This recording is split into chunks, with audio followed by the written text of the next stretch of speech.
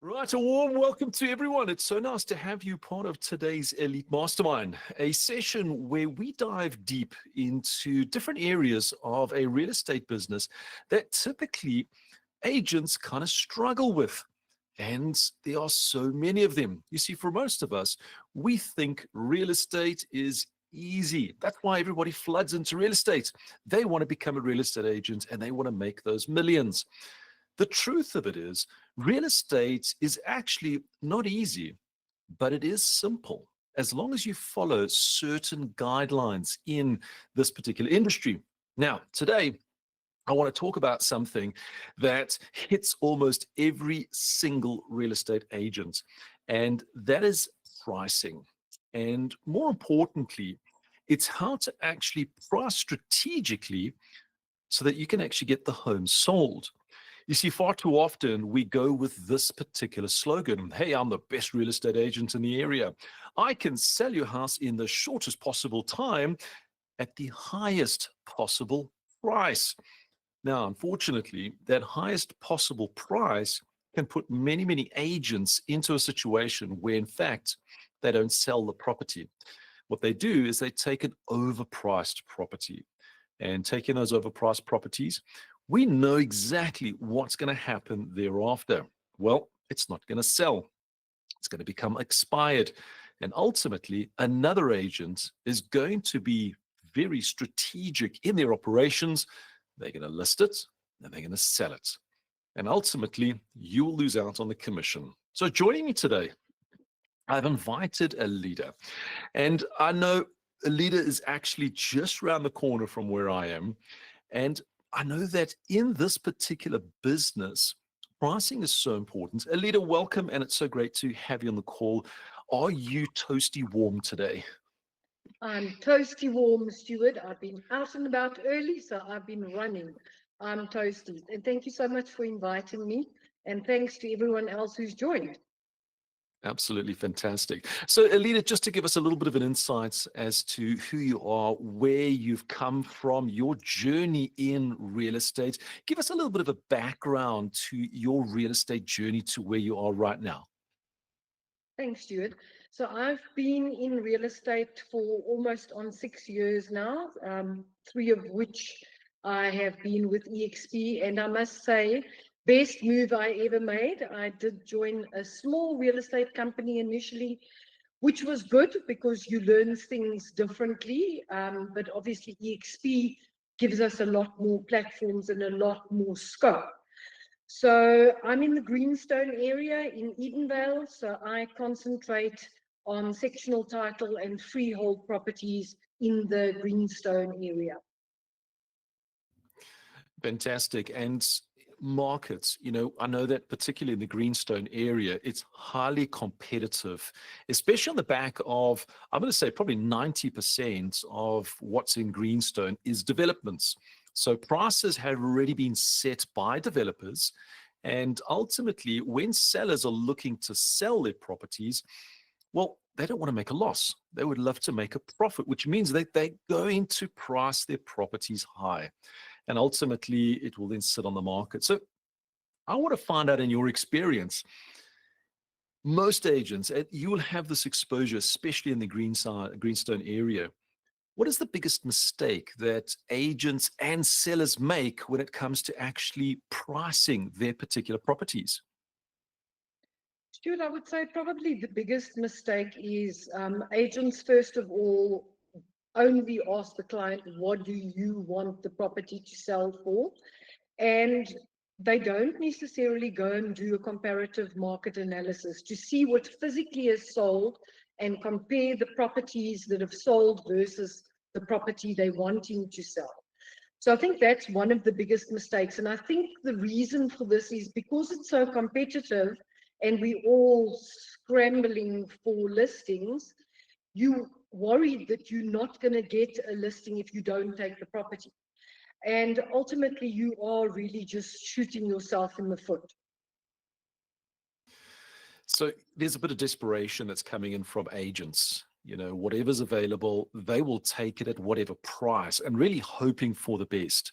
Now, in your business, how do you overcome this, especially when you're meeting with a seller who's just met with maybe 3 or 4 different agents, and they've all said, we want to price it at this price. And you know for a fact, with all of the comps in the actual area, that's way overpriced, maybe 10, 15, 20% way overpriced. In fact, there probably hasn't even been a unit sold for that amount. What strategies do you take to overcome that conversation with the seller to actually bring them down and educate them about where they should list their property? Stuart, so I really spend quite a bit of time on doing an analysis of what is physically sold. And I must admit, I use PropCon very effectively to create listing platforms where I put all of the listings that are sold in a specific complex onto a collage, so that it's something that you can physically share with the seller and they can physically go and have a look at what the property offered. I'm talking more specifically when I'm dealing with freehold properties, because there obviously the properties are slightly different. In the sectional title scenario, I really just look at, listen, this is what the properties are physically sold for. The chance that you're going to get more than what you are wanting is very limited. And I'm actually often brutally honest with the clients. I've recently actually had a situation where other agents have come in before me. They've given the seller advice on the selling price. I went in and I've stuck to my guns and I've said, listen, I'm really sorry. As much as you wanting this price, if you were a purchaser, what would you do? Would you do the research on the internet? Will you go and look what's physically for sale? Will you physically go and draw a Lightstone report and have a look for yourself what is sold? And ultimately, in this particular case, the seller did go with the other agent's advice. And 5 weeks down the line, she's now come back to me and said, Alida, I was silly. I should have listened to you in the first place. So it is about educating and physically showing them those figures. You might not be the most popular agent that they know. And I say to them, listen, you're probably not going to hear what you want to hear from me, but I promise I'll always be honest with you. And I think building that honesty relationship is more important than just taking the listing.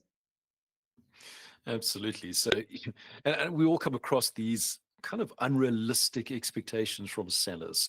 And I love your approach of actually, well, that is the price. And this is all the facts that are going through. So, take me through this particular steps. You're sitting in front of a very, very unrealistic seller. They ultimately want to sell the property for almost double what the market is even asking. What are the typical tools that you will present? Now, you've mentioned CMAs, you've mentioned the Lightstone reports to pull in all those facts. Are there any additional tools that you bring in? And how do you go about presenting, especially when a seller starts with a conversation? Don't come with a lowball offer. Don't tell me my property is worth what every other agent is telling me. This is what I want in my pocket. What is your strategy to overcome these unrealistic sellers when you're having those conversations? Stuart, so what I normally have the conversation that yes, we can list the property at the price that you want to list it at, but there are certain factors that you need to take into consideration. There are costs on your part. There are things like levies and rates and other expenses that you might not be thinking of now, but in a year's time, when your property is still sitting on the market, you've basically wasted all of that money where you could have physically moved on to your next venture. So generally, I would do a little bit of a calculation because obviously I've asked for the rates and levy accounts in advance, and I'll show them what the physical figures are. And I found that often that really makes them take a step back. It makes them think, yes, maybe I'm going in the wrong direction here. I also like to use visual aids. So I specifically print out pictures of homes that are similar to their home, and I'll show them the different types of properties on the market. I show them the properties that have physically sold. And I'll say to them, have a look at these and tell me how you think your property compares to these properties. So you're kind of putting the ball back in their court to think about it a little bit. It's not the easiest thing to do, and I've had to walk away from properties before, and that's heartbreaking. But you know what? Ultimately, as an agent, you're going to be wasting your time taking on a property that's overpriced. You could be spending your time and your marketing money on properties that are realistically priced and rather move them along. Those sellers will come back to you later on because they're going to realize that they've made a fundamental error. You know, I actually love your approach, which is actually hitting them straight in the pocket. And what we do find is any conversations that is around expenses, money that they're going to burn without getting any form of reward, actually turns into a bit of an emotional conversation, especially when you understand the reason why they are selling. If they're in a distress situation or if they're relocating, semigrating to a different province, well, there's a huge cost factor that comes into it. So it's a very important feature that you've actually discussed, which is hitting it where it really hurts. And the only way that you can do that is to understand what exactly is their reason for wanting to sell. And that's how you can actually start to bring into it. Now, I want to add something, which is, having these conversations with sellers is never an easy part because a seller has got a certain expectation. And those expectations has come from their years of experience and knowledge in the real estate market. So they are the professional, they are the expert, they know exactly what it is. Why? Well, they've lived in the house for 15 years. That is their accolade. And one area that you can have a discussion with, and I wanted to bring it in because this is a script that was actually shared to me by an agent. She's been 35 years in the industry, and she actually shared this script with me, which was absolutely powerful. And it goes by the little term, the 30-10-1 script, which especially when you've got those very hard sellers that are just not interested. And ultimately, you don't want to lose a listing. So you could actually say, fine, we will take it at that particular price for 30 days. But, Mr. Seller, in 30 days, we need to have at least 10 buyers through the property. And if we don't have 10 buyers, guess what? Your property is overpriced. Now that sets a standard. It sets an expectation that in the next 30 days, if we don't have 10 buyers, well, guess what? The seller is actually going to tell you that it's overpriced. Now, that great little expectation that you're setting right in the beginning, you're going to find that day 14, your seller's going to say how many people through the property, and you'll be able to give them an answer. But it actually goes one step further because I had a response and I said, well, what happens if you have a well-listed properties, well-priced, and you have 20, 30, 40 people come through the property and you still don't have an offer? Well, this is where the next part comes in. Well, Mr. Seller, for every 10 buyers that you have through your property, we need one offer. Else, your property's overpriced. Now, using this particular script for these particular sellers really sets that expectation. 30 days, it's overpriced without 10 buyers. 30 days, 10 buyers, no offer, it's overpriced, and set you up for those pricing category or discussions that goes further. So having these hard conversations, you got to have it. Now, Lena, I want to find out from you, when you're actually setting up these conversations with your seller and you want to have that pricing conversation with regards to money that they are going to burn, be in the property for another 2-3 months, there's a bond, there's rates, there's taxes, etc. What strategy are you using to identify their reason why they are wanting to sell? Is it just a straightforward, direct question, or do you do research? How do you go about it? You're on mute, by the way. Oh, there we go. I'm more the direct person. So when I initially go and view the property and while we're walking through the property, I'll try and bring it in a casual conversation. So what is prompting your move? So that I've got the information. And you don't necessarily always use that information immediately. You might only use it when you're getting to the offer stage. But I do kind of ask that question right at the beginning so that I know what it's all about. So that if they're having to move for a school, for instance, you need to know what school term that child needs to go into in the next province or the next area that they're moving into. So I tend to be more direct.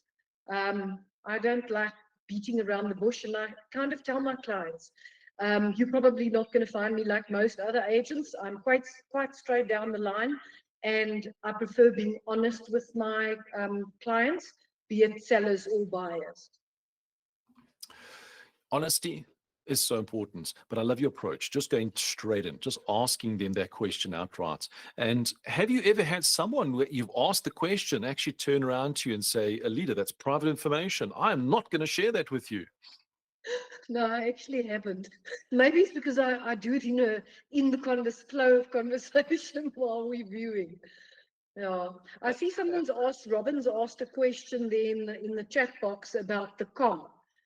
So with me, what I do when someone says to me, but your com is slightly higher than someone else, I'll always bring them back to the fact that I prefer doing professional pictures.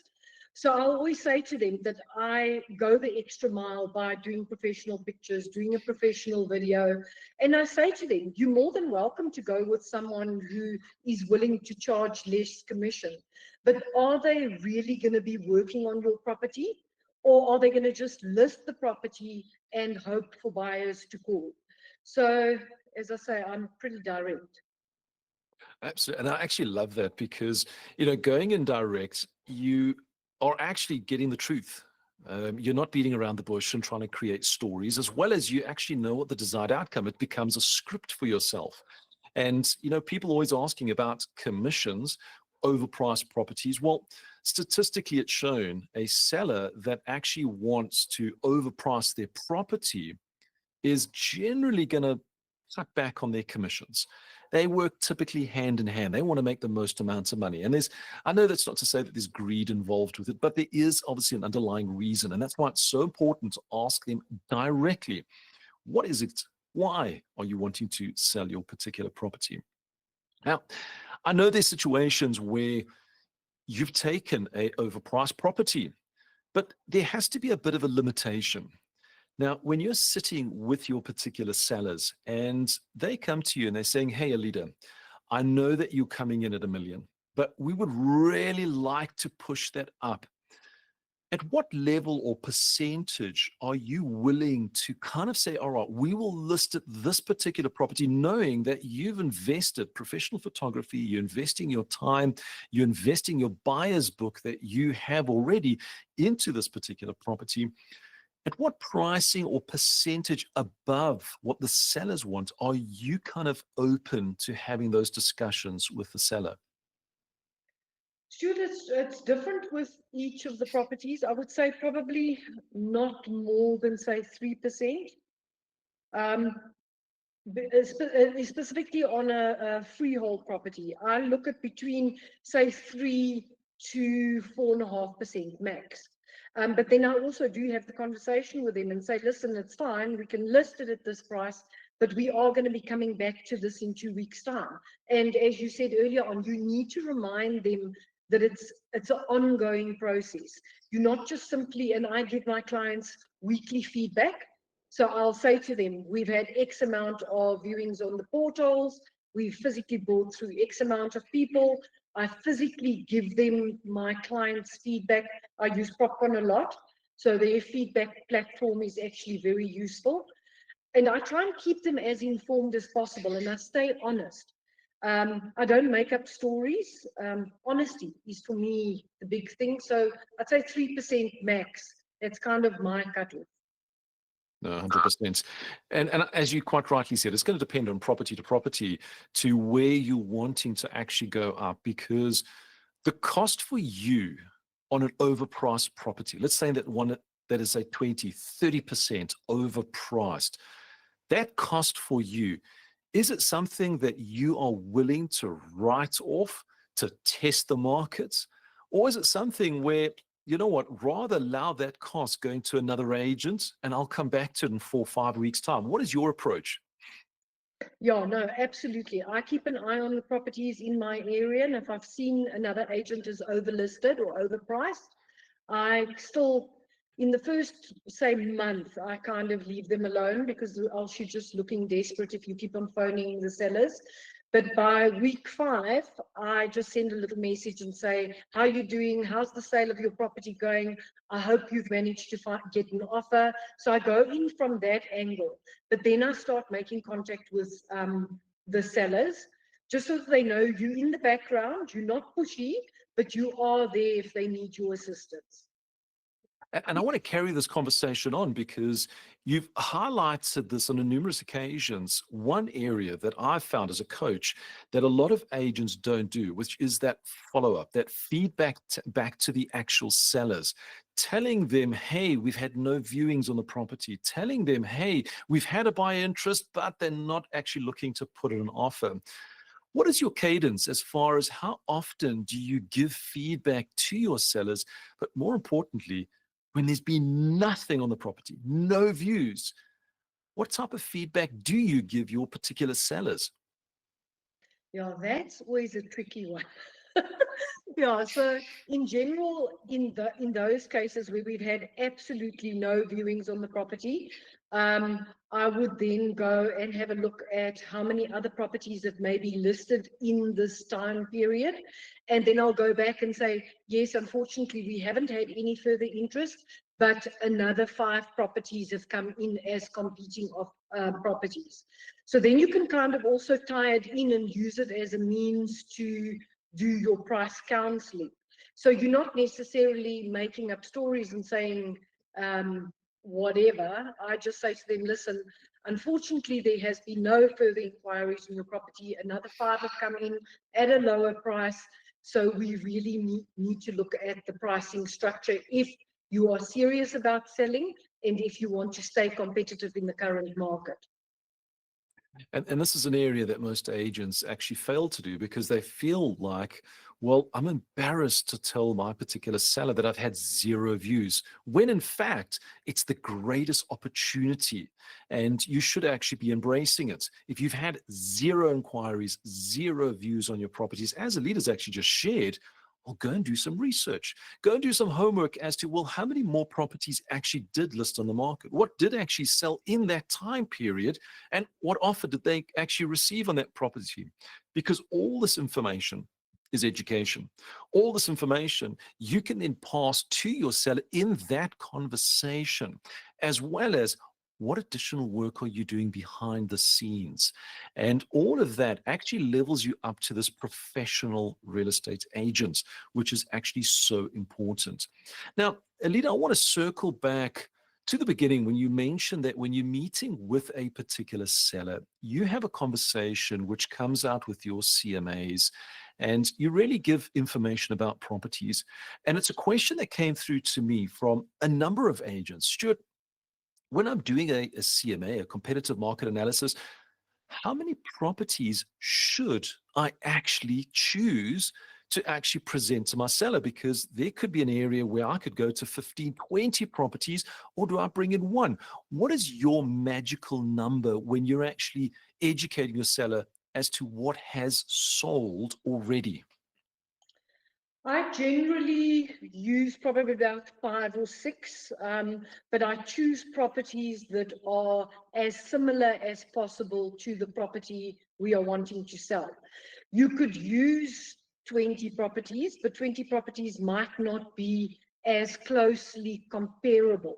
So I do 5 or 6 most comparable properties, and those are the ones that I use for both what's on the market at the moment as well as what's recently sold. Perfect. So there you've got your magical numbers. So as a real estate agent, you don't have to now go and pull out 20 properties. You can actually pull those 5. And how often do you update that? Because sometimes you could be there for maybe a month or 2 months and it's the same properties. How often do you update that list of comparable properties? Okay, so Stuart, I do happy anniversary messages to my clients that I've dealt with in the past or people that I know in complexes or in the freehold prop spaces. And I actually draw a light stone on each of the complexes once a month.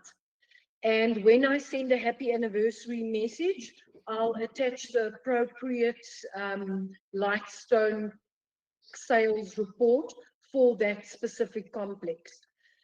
So I'm doing it like on a monthly basis. But if I've got a specific property in an area where I haven't been as active or where things haven't been as busy, then I'll go and look at some history as well. So I do it about once a month, at least, minimum. Perfect. So what's great about you doing it every month is you're actually becoming more aware of what's in the actual property itself. So let's move on to a part where you've taken an overpriced property. Maybe it was 5%. The seller managed to negotiate you to be 5% above where you actually wanted to sit at. And we're sitting at probably about 2-3 weeks in. What does that conversation start looking like to your seller when you know you've got no inquiries, there's actually been zero interest on this particular property? What does that conversation look like with the seller so far in?